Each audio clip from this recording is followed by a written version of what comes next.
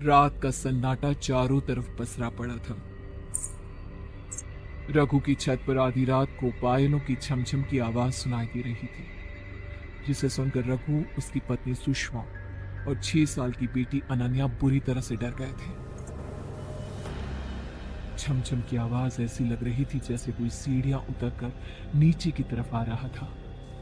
कौन हो सकता है इस वक्त ये आवाजें जो इस घर में रोज सुनाई देती हैं? पता नहीं किसकी है। जब से इस घर में रहने आए हैं तब से आधी रात को हर रात इस तरह की आवाजें सुनाई देती है। मैंने कितनी बार आपसे कहा है हमें अब ये घर बदल लेना चाहिए। लेकिन इस घर में आए हुए हमें 1 सप्ताह भी नहीं हुआ। इतनी जल्दी दूसरा घर कहाँ से मिलेगा? पापा, बहुत डर लग रहा है। ये आवाज किसकी है? कौन है हमारी छत पर? अरे कोई नहीं है बेटा, तुम सोने की कोशिश करो। आज तो मैं देख कर ही रहूंगा आखिर कौन है ये इंसान जो हर रोज हमें डराने की कोशिश करता है। सुषमा ने कसकर रघु का हाथ पकड़ लिया। रघु, मैं तुम्हें कहीं नहीं जाने दूंगी। मुझे बहुत डर लग रहा है। कहीं कोई बुरी आत्मा का साया या कुछ और हुआ तो। मैंने कहा ना कुछ नहीं होगा, और आज इस राज से पर्दाफाश करना बहुत जरूरी है। रघु दबे पैर अपने घर से ऊपर की तरफ जाती हुई सीढ़ियों के पास आता है, लेकिन अचानक वो आवाज बंद हो जाती है। तभी रघु ने महसूस किया कि एक साया उसके करीब से गुजर गया। रघु ने पलटकर पीछे की तरफ देखा। कौन है? कौन है वहां पर? मैं कहता हूँ कौन है? तभी रघु को रसोई के अंदर से मटके के गिरने की आवाज आती है। वो दौड़कर वहां जाता है। अरे ये अचानक मटका कैसे गिर गया? क्या हुआ? पानी का मटका नीचे क्यों गिरा दिया? मैंने नहीं गिराया। पता नहीं कैसे अचानक से ऐसा लगा जैसे कोई था वहां पर। रघु, रघु मुझे बहुत डर लग रहा है। तभी अचानक से रघु की नजर रसोई की खिड़की पर बैठी एक बिल्ली की तरफ गई, जिसकी आंखें बड़ी खतरनाक तरीके से चमक रही थी। तुम भी ना सुषमा, रसोई की खिड़की खुली छोड़ दी। लगता है ये बिल्ली अंदर आ गई थी और इसी की वजह से मटका नीचे गिर गया है। इसके बाद रघु और सुषमा जाकर अपने बेडरूम में सो जाते हैं। उन्हें इस बात का ख्याल तक नहीं था कि उनके घर में एक बेहद खूबसूरत लड़की का साया पायल पहनकर बेतहाशा नाच रहा था, लेकिन उसकी पायलों की आवाज इस वक्त रघु और सुषमा के कानों तक नहीं पहुंच रही थी। अनन्या, जल्दी उठो बेटा, स्कूल के लिए देर हो रही है। देखो मैंने बाथरूम में पानी रख दिया है, पहले नहाना शुरू करो बेटा। मम्मा, आपने पानी ठंडा ही रखा है ना? मुझे इतनी गर्मी में ठंडे ठंडे पानी से नहाना है। मेरी रानी बिटिया, तुम्हें क्या लगता है जून के महीने में मैं तुम्हें गर्म पानी से नहलाऊंगी क्या? ओके मम्मा, मैं अभी नहा कर आती हूँ। अनन्या बाथरूम में जाती है और अगले ही पल उसके चीखने की आवाज सुनाई देती है। रघु और सुषमा बाथरूम में दौड़कर जाते हैं और उन्होंने देखा कि अनन्या का पूरा शरीर जल गया था। उसके शरीर पर फफोले पड़ चुके थे। क्या हुआ मेरी बेटी? ऐसे कैसे जल गई? अरे सुषमा, ये तुमने क्या किया? अनन्या के नहाने के टब में ये खोलता हुआ पानी भर दिया। वो नादान बच्ची उस टब में उतर गई और देखो देखो उसका क्या हाल हुआ है। मेरा यकीन करो रघु, मैंने गीजर ऑन तक नहीं किया था। ठंडा पानी मैं खुद अपने हाथों से भर कर गई थी। रघु की नजर गीजर की तरफ गई, जिसमें से लाल रंग का धुआं नजर आ रहा था। ये देखो सुषमा, तुमने गीजर भी खुला छोड़ दिया है, जिसकी वजह से इसमें से धुआं निकल रहा है। क्या कर रही हो तुम? मैं सच कह रही हूँ रघु, मैंने ऐसा कुछ नहीं किया। उधर दूसरी तरफ अनन्या बुरी तरह से रोए जा रही थी। शाम के वक्त जब अनन्या की तबीयत थोड़ी ठीक हुई तो सुषमा ने उसे सुला दिया। थोड़ी देर के बाद रघु और सुषमा भी अपने कमरे में जाकर सो गए, लेकिन रात के ठीक 12 बजे अचानक से सुषमा की आंख खुली। रघु, रघु उठो, अनन्या कहाँ है? थोड़ी देर पहले तो यही सो रही थी मेरे बाजू में। अरे जल्दी जाकर ढूंढो, मेरी बेटी की तबीयत वैसे ही ठीक नहीं है। कहीं नींद में उठकर इधर उधर चली तो नहीं गई?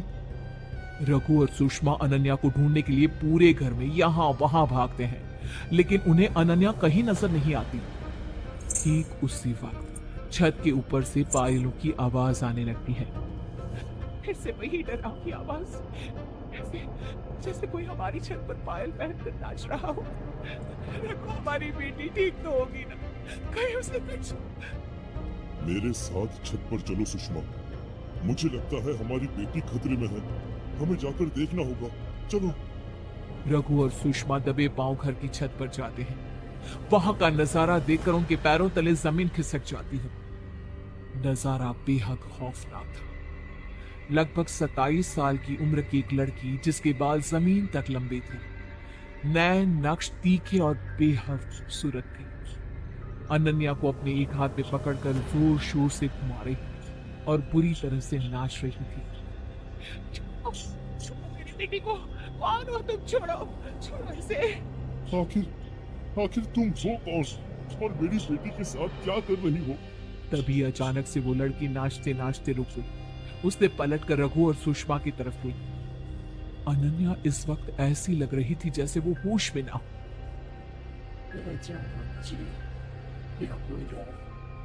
क्या मतलब? मैं तुम्हें नहीं जानता। वो लड़की बहुत ही खौफनाक तरीके से जोर जोर से हंसती है और फिर अनन्या को छत के किनारे से लटकाकर नीचे फेंकने की कोशिश करती है। ऐसा मत करो, मेरी बच्ची को छोड़ दो।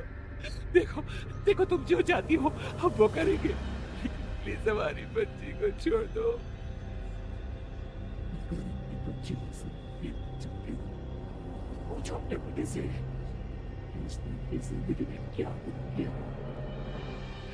आप कुछ बोलते क्यों नहीं?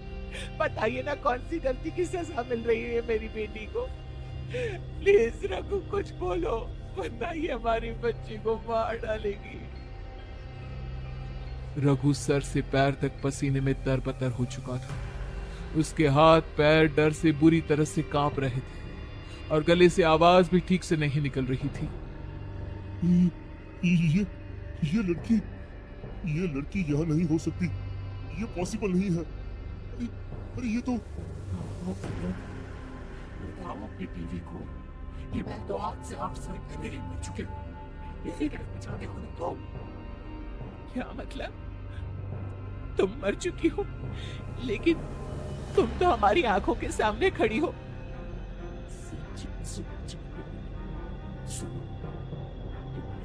कॉलेज के टाइम पर मेरे साथ इतनी देर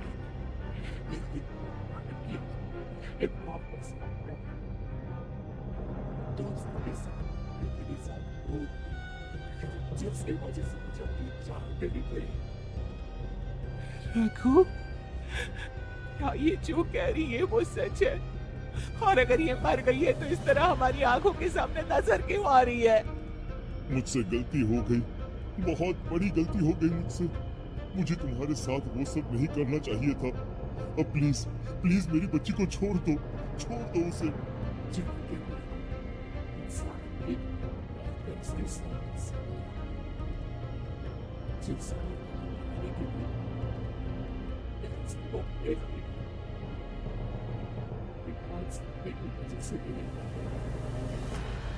लेकिन मेरी आत्मा हमेशा से इस करने की